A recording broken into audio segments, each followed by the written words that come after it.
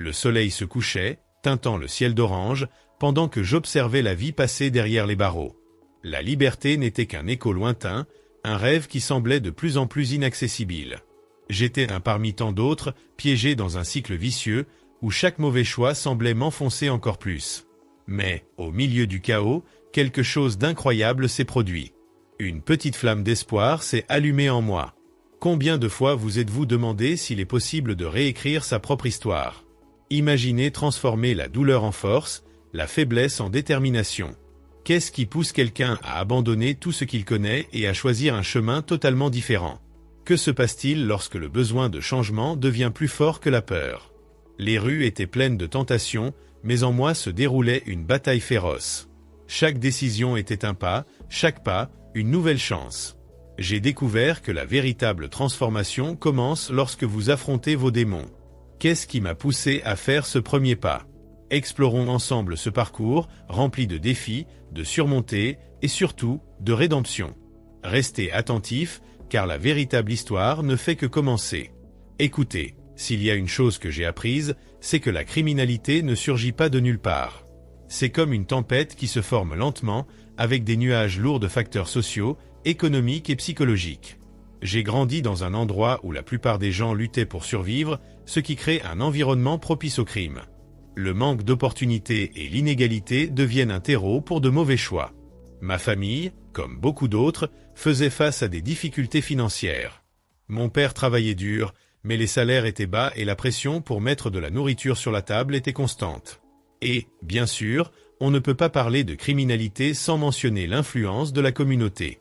Souvent, ce que l'on voit dans le quartier finit par façonner nos choix. Je voyais des amis et des connaissances impliqués dans de petits délits, et cela semblait en quelque sorte normal, comme si c'était la seule issue. Les interactions familiales pesaient également lourdement. L'absence d'un modèle positif à la maison, combinée à la pression extérieure, m'a amené à chercher l'acceptation dans des groupes qui n'étaient pas exactement les plus sains. Les facteurs psychologiques entrent alors en jeu. Le sentiment d'inadéquation, la quête d'appartenance, tout cela me poussait à croire que la vie criminelle était un chemin viable. Ce que je ne réalisais pas, c'était que je m'enfonçais dans un cycle vicieux. L'émotion de faire partie de quelque chose, même si c'était mal, était intense, mais en même temps, un vide grandissait en moi. Chaque activité illicite à laquelle j'ai participé a laissé une marque. Je me souviens de moments où l'adrénaline coulait à flot, mais aussi des conséquences qui venaient juste après. Les interactions avec d'autres criminels étaient un mélange de camaraderie et de méfiance. Tout le temps, vous devez être attentif, non seulement à ce qui se passe autour de vous, mais aussi à ce que les autres peuvent faire. L'impact émotionnel de cela est profond. Vivre dans une peur et une inquiétude constante épuise n'importe qui. La vie criminelle m'a aussi fait réaliser à quel point j'étais éloigné des choses qui comptaient vraiment. Au lieu de construire des relations saines, je m'entourais de personnes qui n'étaient intéressées qu'à tirer profit. Avec le temps, j'ai réalisé que cela ne me rendait pas heureux, mais ne faisait qu'alimenter un cycle de solitude et de désespoir. Les rires et les fêtes étaient éphémères, et quand la nuit se terminait, la réalité reprenait le dessus. Un des moments les plus marquants fut lorsque je réalisai que la vie que je menais ne m'appartenait pas. Je ne faisais que suivre un script que d'autres avaient écrit pour moi. La pression interne et externe augmentait, et chaque jour qui passait, je sentais que je perdais des parties de moi-même. Cette réflexion m'a amené à me demander, jusqu'où pouvais-je aller avec ce style de vie? La vie est pleine de moments qui peuvent tout changer. Pour moi, l'un de ces moments décisifs fut lorsque j'ai été arrêté pour la première fois. Le sentiment d'être derrière les barreaux est quelque chose que je ne peux pas décrire. Cette expérience a été un véritable tournant. Pendant le temps que j'y ai passé, j'ai eu beaucoup de temps pour réfléchir à mes choix, et, pour la première fois, la réalité a commencé à se dessiner de manière plus claire. La prison n'était pas seulement une conséquence de mes actions, c'était un reflet de la vie que j'avais choisie. Et ce n'était pas seulement la prison. Il y a eu aussi un accident qui a failli me coûter la vie. J'étais dans une situation extrêmement dangereuse et par un miracle, j'ai réussi à sortir indemne. Cela m'a fait réaliser que je n'étais pas invincible. Les pertes significatives, comme la mort d'amis qui étaient sur le chemin du crime, furent également un signal d'alarme. Chacune de ces expériences m'obligeait à regarder la vie sous un nouveau jour, et à chaque fois, quelque chose en moi changeait. Un autre moment qui m'a marqué fut lorsque ma famille a cessé de croire en moi. Le regard de déception dans les yeux de ma mère a été l'un des pires sentiments que j'ai jamais ressentis. Cette douleur de voir quelqu'un qui vous aime souffrir à cause de vos choix est un poids difficile à porter. C'est à ce moment-là que j'ai commencé à réaliser que ma vie n'affectait pas seulement moi, mais aussi les personnes autour de moi. À partir de ces moments, une graine de changement a commencé à germer en moi. J'ai compris que je devais faire quelque chose de différent, que je ne voulais plus vivre dans un cycle de destruction. J'ai été contraint de confronter mes choix et la douleur qu'il avait causée, non seulement à moi, mais à tous ceux qui se souciaient de moi. Après ces moments décisifs, le besoin de chercher de l'aide est devenu évident. Je savais que je ne pourrais pas changer seul. J'ai décidé de chercher un soutien psychologique et de m'impliquer dans des groupes qui offraient du soutien à des personnes comme moi. Cette décision n'a pas été facile, car l'orgueil nous empêche souvent de demander de l'aide. Cependant, j'ai trouvé un espace où je pouvais partager mes expériences sans craindre les jugements. Les rencontres avec des thérapeutes et des personnes vivant des situations similaires ont été transformantes. J'ai appris que le premier pas vers le changement est de reconnaître que nous en avons besoin. Parler de mes vécus, écouter les histoires des autres et réaliser que je n'étais pas seul dans ce parcours a été un soulagement. Le soutien émotionnel que j'ai reçu a été fondamental pour reconstruire mon estime de soi et comprendre que j'avais de la valeur, même après tant de mauvais choix. En plus des groupes de soutien, j'ai commencé à chercher des mentors qui pouvaient me guider. J'ai rencontré des personnes qui, malgré des expériences difficiles, ont réussi à renverser leur vie. Elles sont devenues des exemples que le changement est possible. Cet échange d'expériences m'a motivé à croire que je pourrais aussi tracer un nouveau chemin. La présence de ces figures inspirantes m'a donné de l'espoir et une direction. Avec le temps, j'ai réalisé que le soutien venant de l'extérieur devait être complété par un effort personnel. La connaissance de soi et la réflexion sont devenus des outils essentiels dans mon parcours. Apprendre à gérer mes émotions et à comprendre les racines de mes actions a fait toute la différence. Il était temps de réécrire mon histoire, et pour cela, j'avais besoin d'aide. La réinsertion sociale est un défi que peu de gens comprennent pleinement. Lorsque vous sortez du cycle criminel et essayez de revenir à une vie normale, vous faites face à de nombreux obstacles. Le stigmate qui accompagne un passé criminel est lourd, et les portes qui devraient être ouvertes sont souvent fermées à clé. Je me suis retrouvé dans des situations où même en ayant la volonté de changer, les opportunités semblaient inexistantes. Trouver un emploi a été l'une des plus grandes luttes. La peur et les préjugés que les gens ont envers ceux qui ont déjà été en prison sont des réalités dures. Souvent, même lorsque j'obtenais des entretiens, le regard de désapprobation en entendant mon passé était presque palpable. Cela me décourageait, mais en même temps, cela me motivait à être meilleur. Je voulais prouver que j'étais capable de changer et que je méritais une seconde chance. La reconstruction des relations a également été une partie complexe de cette réinsertion. Des amis qui étaient auparavant à mes côtés se sont éloignés et les familles sont devenues sceptiques. La confiance qui avait été brisée devait être restaurée, mais cela prend du temps. J'ai appris que la patience est une vertu et que, pour regagner la confiance de ceux que j'aime, je devais montrer à travers des actions que j'étais engagé dans le changement. Au milieu de ces défis, la résilience est devenue ma compagne. Chaque petite victoire, comme obtenir un emploi temporaire ou renouer le contact avec un ami, était célébrée comme un grand pas. Le parcours de réintégration est rempli de difficultés, mais aussi d'apprentissage. La volonté de changer m'a poussé à continuer à me battre, même lorsque les circonstances semblaient défavorables. Ainsi, la recherche d'une place dans la société est devenue un nouvel objectif. Il ne suffit pas de laisser le crime derrière soi, il faut trouver un but et un espace où je peux contribuer de manière positive. La recherche d'aide a été sans aucun doute l'un des pas les plus cruciaux que j'ai franchis dans mon parcours. Au début, je ne croyais pas avoir besoin de soutien. Je pensais que je pourrais tout résoudre seul, mais cet état d'esprit m'a conduit dans une impasse. Ce n'est que lorsque j'ai réalisé que la solitude et la douleur me consommaient que j'ai décidé d'ouvrir mon cœur. J'ai consulté un psychologue et cette première rencontre a été révélatrice. Il m'a aidé à comprendre que la vulnérabilité n'était pas un signe de faiblesse, mais plutôt un pas important vers la guérison. En plus du soutien psychologique, j'ai trouvé des groupes de soutien qui ont fonctionné comme un réseau d'accueil. J'ai rencontré des personnes qui ont vécu des expériences similaires et qui étaient prêtes à partager leurs histoires. Cela m'a fait me sentir moins isolé et plus compris. L'échange d'expériences et le soutien mutuel ont été fondamentaux pour que je puisse apercevoir une lumière au bout du tunnel. Chaque rencontre était un rappel que je n'étais pas seul dans ce combat et que le changement était possible. Chercher des mentors a également été une partie importante de ce parcours. J'ai rencontré des personnes qui avaient surmonté des défis similaires et qui étaient prêtes à me guider. Ils ont non seulement partagé leurs histoires de succès, mais m'ont également donné des conseils pratiques sur la façon de gérer les obstacles. Ces mentors sont devenus des points de référence dans ma vie, montrant qu'avec des efforts et de la détermination, il était possible de réécrire mon histoire. L'importance d'un réseau de soutien est devenue évidente avec le temps. Avoir des personnes autour de moi qui croyaient en moi et en mes capacités a fait toute la différence. J'ai appris que demander de l'aide n'est pas un signe de faiblesse, mais une démonstration de courage. Cette expérience m'a enseigné que le parcours de transformation est plus facile lorsqu'il est partagé et que l'amour et le soutien des autres peuvent être des alliés puissants. Aujourd'hui, en regardant en arrière, je vois comment cette recherche d'aide a été un tournant. Je crois que tout le monde devrait avoir le courage de demander du soutien lorsque la vie devient difficile. Après tout, le changement est un processus et nous n'avons pas besoin de l'affronter seul. Se réinsérer dans la société a été un immense défi. Après être sorti du cycle de la criminalité, j'ai réalisé que le stigmate était une barrière constante. Les gens me regardaient souvent avec méfiance et je ne pouvais pas les blâmer. Il était difficile de montrer que j'avais vraiment changé. Le poids du passé semblait toujours présent, comme une ombre qui me suivait. Chaque nouvelle interaction était un rappel que je devais prouver que j'étais une personne différente. La recherche d'un emploi a été l'une des étapes les plus difficiles.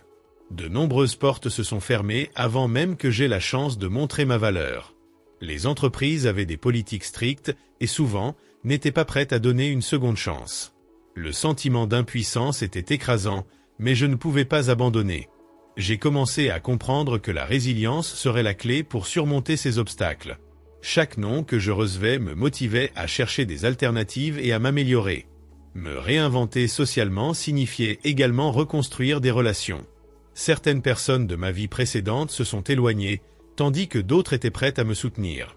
Le soutien des bonnes personnes a été essentiel, car il m'a aidé à comprendre que je devais cultiver des relations saines. Avec le temps, j'ai été entouré de personnes qui croyaient en ma transformation, et cela a été un grand socle pour ma nouvelle vie. Ces défis n'ont pas été faciles à gérer, mais ils m'ont appris des leçons précieuses sur la persévérance et la patience.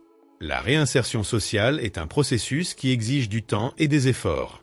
J'ai appris à valoriser chaque petite victoire, depuis obtenir un emploi jusqu'à rétablir des connexions avec des amis et de la famille. Chaque pas fait dans la bonne direction était un rappel que le changement est possible, même face aux difficultés. Aujourd'hui, bien que je fasse encore face à certaines barrières, je sens que je suis dans un bien meilleur endroit.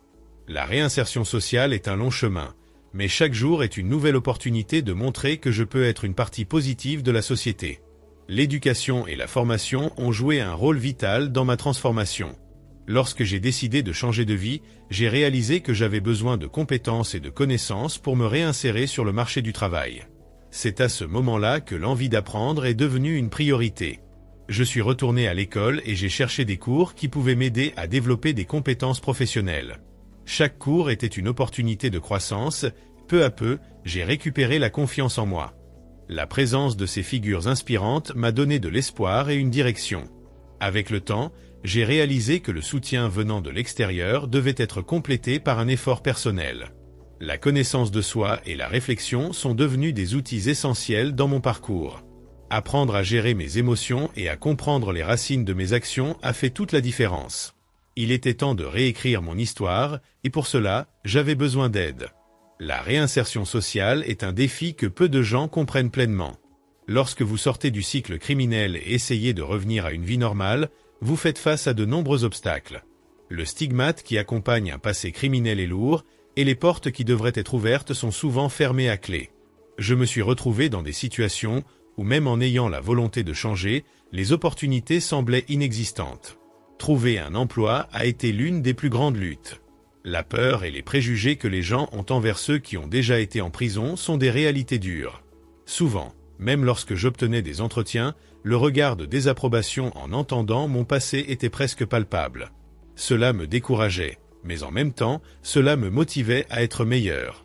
Je voulais prouver que j'étais capable de changer et que je méritais une seconde chance. La reconstruction des relations a également été une partie complexe de cette réinsertion. Des amis qui étaient auparavant à mes côtés se sont éloignés et les familles sont devenues sceptiques.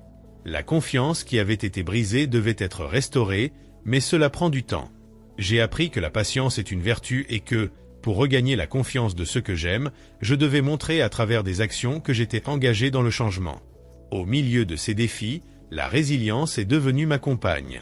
Chaque petite victoire, comme obtenir un emploi temporaire ou renouer le contact avec un ami, était célébrée comme un grand pas. Le parcours de réintégration est rempli de difficultés, mais aussi d'apprentissage. La volonté de changer m'a poussé à continuer à me battre, même lorsque les circonstances semblaient défavorables. Ainsi, la recherche d'une place dans la société est devenue un nouvel objectif. Il ne suffit pas de laisser le crime derrière soi, il faut trouver un but et un espace où je peux contribuer de manière positive. La recherche d'aide a été sans aucun doute l'un des pas les plus cruciaux que j'ai franchis dans mon parcours. Au début, je ne croyais pas avoir besoin de soutien. Je pensais que je pourrais tout résoudre seul, mais cet état d'esprit m'a conduit dans une impasse. Ce n'est que lorsque j'ai réalisé que la solitude et la douleur me consommaient que j'ai décidé d'ouvrir mon cœur. J'ai consulté un psychologue et cette première rencontre a été révélatrice. Il m'a aidé à comprendre que la vulnérabilité n'était pas un signe de faiblesse, mais plutôt un pas important vers la guérison. En plus du soutien psychologique, j'ai trouvé des groupes de soutien qui ont fonctionné comme un réseau d'accueil. J'ai rencontré des personnes qui ont vécu des expériences similaires et qui étaient prêtes à partager leurs histoires. Cela m'a fait me sentir moins isolé et plus compris. L'échange d'expériences et le soutien mutuel ont été fondamentaux pour que je puisse apercevoir une lumière au bout du tunnel. Chaque rencontre était un rappel que je n'étais pas seul dans ce combat et que le changement était possible. Chercher des mentors a également été une partie importante de ce parcours. J'ai rencontré des personnes qui avaient surmonté des défis similaires et qui étaient prêtes à me guider. Ils ont non seulement partagé leurs histoires de succès, mais m'ont également donné des conseils pratiques sur la façon de gérer les obstacles. Ces mentors sont devenus des points de référence dans ma vie, montrant qu'avec des efforts et de la détermination, il était possible de réécrire mon histoire. L'importance d'un réseau de soutien est devenue évidente avec le temps. Avoir des personnes autour de moi qui croyaient en moi et en mes capacités a fait toute la différence. J'ai appris que demander de l'aide n'est pas un signe de faiblesse, mais une démonstration de courage. Cette expérience m'a enseigné que le parcours de transformation est plus facile lorsqu'il est partagé et que l'amour et le soutien des autres peuvent être des alliés puissants. Aujourd'hui, en regardant en arrière, je vois comment cette recherche d'aide a été un tournant. Je crois que tout le monde devrait avoir le courage de demander du soutien lorsque la vie devient difficile. Après tout, le changement est un processus et nous n'avons pas besoin de l'affronter seul. Se réinsérer dans la société a été un immense défi. Après être sorti du cycle de la criminalité, j'ai réalisé que le stigmate était une barrière constante. Les gens me regardaient souvent avec méfiance et je ne pouvais pas les blâmer. Il était difficile de montrer que j'avais vraiment changé. Le poids du passé semblait toujours présent, comme une ombre qui me suivait. Chaque nouvelle interaction était un rappel que je devais prouver que j'étais une personne différente. La recherche d'un emploi a été l'une des étapes les plus difficiles. De nombreuses portes se sont fermées avant même que j'aie la chance de montrer ma valeur. Les entreprises avaient des politiques strictes et souvent n'étaient pas prêtes à donner une seconde chance. Le sentiment d'impuissance était écrasant, mais je ne pouvais pas abandonner. J'ai commencé à comprendre que la résilience serait la clé pour surmonter ces obstacles. Chaque non que je recevais me motivait à chercher des alternatives et à m'améliorer. Me réinventer socialement signifiait également reconstruire des relations.